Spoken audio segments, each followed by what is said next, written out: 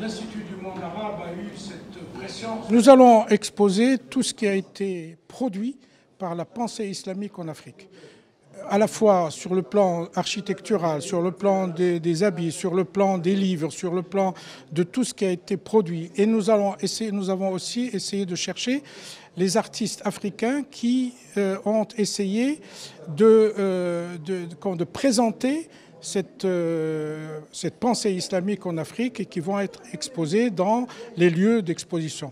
L'Académie va accueillir les conférences, le musée Bab Arwah et Bab Kbir vont accueillir les œuvres et ce parcours va être un parcours extrêmement instructif pour l'émergence et la diffusion de l'islam en Afrique. Vous me demandez de vous décrire en quelques mots ce que sera l'exposition. Mission impossible pour moi. L'exposition sera si riche, si dense, je l'espère, que quelques mots ne suffiront pas à la décrire. J'ai envie de dire, découvrez-la et vous serez vous-même, je l'espère, émerveillé, étonné par l'extraordinaire richesse artistique et intellectuelle de l'Afrique sous l'influence de l'islam. C'est un sujet mal connu ou parfois oublié. De quelle manière, depuis longtemps déjà, les lettrés, les marchands venant de différents pays du Nord, liés à la culture islamique, ont agi et influencé la culture africaine. Et aujourd'hui, cette culture africaine est d'une originalité extrême.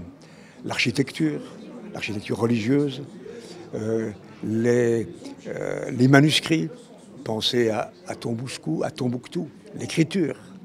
Et vous voyez, c'est une exposition qui sera, je l'espère, très belle, mais aussi passionnante sur un plan, je dirais, historique et politique. Pendant très longtemps, les colonialistes, disons, ont propagé l'idée selon laquelle l'Afrique subsaharienne serait dépourvue de tradition artistique, sauf quelques sculptures ici ou là. On disait dans les manuels scolaires que les civilisations de l'Afrique étaient les civilisations de l'oral et pas de l'écrit. Or, sous l'influence des lettrés arabes, les écrits conçus ici en Afrique sont exceptionnels. Et je répète, Tombouctou, notamment, en est un merveilleux exemple. On disait aussi, l'Afrique, c'est un continent sans architecture. Et on découvrira de quelle manière l'architecture religieuse est absolument exceptionnelle et très originale, et ainsi de suite. Donc, je pense que c'est une exposition qui, à la fois, montrera des œuvres inédites et renversera la perspective de l'analyse de l'histoire. L'Afrique a été civilisée depuis fort longtemps. Elle a été à l'origine d'œuvres d'art, de création, d'architecture, d'écriture absolument extraordinaires, et en particulier sous l'influence de l'islam. Je crois que Sa Majesté est venue visiter l'exposition en compagnie du président François Hollande. J'ai le sentiment qu'il avait été conquis. C'est lui-même, c'est Sa Majesté qui a pris l'initiative d'organiser à Rabat cette exposition. J'en suis très fier et très heureux et très honoré. En plus, cela coïncide avec le 20e anniversaire de l'accession au trône de Sa Majesté. Ces 30 années, ou plutôt ces 20 années, pardon, ont été des années très riches, très denses, très belles, et notamment sur le plan culturel. Et puis en même temps, je crois que la volonté de Sa Majesté est que Rabat soit de plus en plus la capitale culturelle et intellectuelle de l'Afrique. Et pour l'Institut du monde arabe, c'est un grand honneur d'être associé à un événement d'une telle ampleur.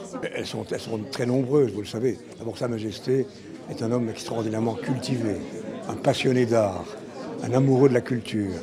Il connaît comme personne à la fois l'histoire de l'art, mais aussi l'art contemporain. Et j'ai eu l'occasion plusieurs fois de constater son érudition et sa connaissance très raffinée. Et il a pris de nombreuses initiatives. Vous constater qu'un peu partout à travers le Maroc, des événements culturels font vivre de nombreuses villes. Ici même à Rabat, ma voisine, mais ailleurs, à Essaouira, à Casablanca et dans de nombreuses autres villes du Maroc. Bientôt, 2 grands opéras-théâtres s'ouvriront, l'un à Casablanca, l'autre à Rabat. Il a œuvré aussi pour la préservation du patrimoine, de tous les patrimoines. Et je crois que sa personnalité même est inspiratrice pour de très nombreux artistes et créateurs. Et le Maroc, aujourd'hui, est un pays d'exception par l'extraordinaire vitalité de sa culture. Du cinéma à la peinture, de la sculpture à la littérature, en passant par toutes les formes d'art. Le Maroc est aujourd'hui l'un des pays les plus créatifs d'Afrique. Et il y aurait beaucoup à dire sur ce sujet, mais je suis très heureux et très fier que l'Institut du monde arabe ait été associé à de nombreux événements dans lesquels le Maroc occupe une place centrale. C'est un projet d'abord, en 2017, qui a été présenté à l'Institut du monde arabe. C'est un projet piloté, bien évidemment, par l'Académie du Royaume. Et ce projet, aujourd'hui, il a eu un tel succès en France et à l'Institut du monde arabe. Il a battu, je crois, tous les records de visiteurs.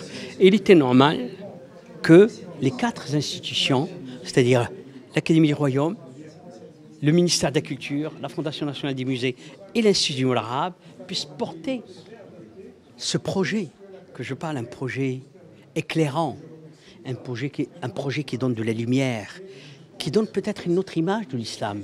Mais ce projet qui a été conçu à l'Institut du monde arabe aura cette chose extraordinaire, c'est qu'il sera réadapté au Maroc, amélioré, avec des œuvres qui viennent de chez nous, qui parlent le langage du Maroc, je dirais. Et ça, pour nous, c'est très important. Et c'est une des raisons pour laquelle je vous dis mon bonheur aussi, de pouvoir avoir 4 institutions qui s'unissent pour porter un message de paix et un message de bonheur et de lumière.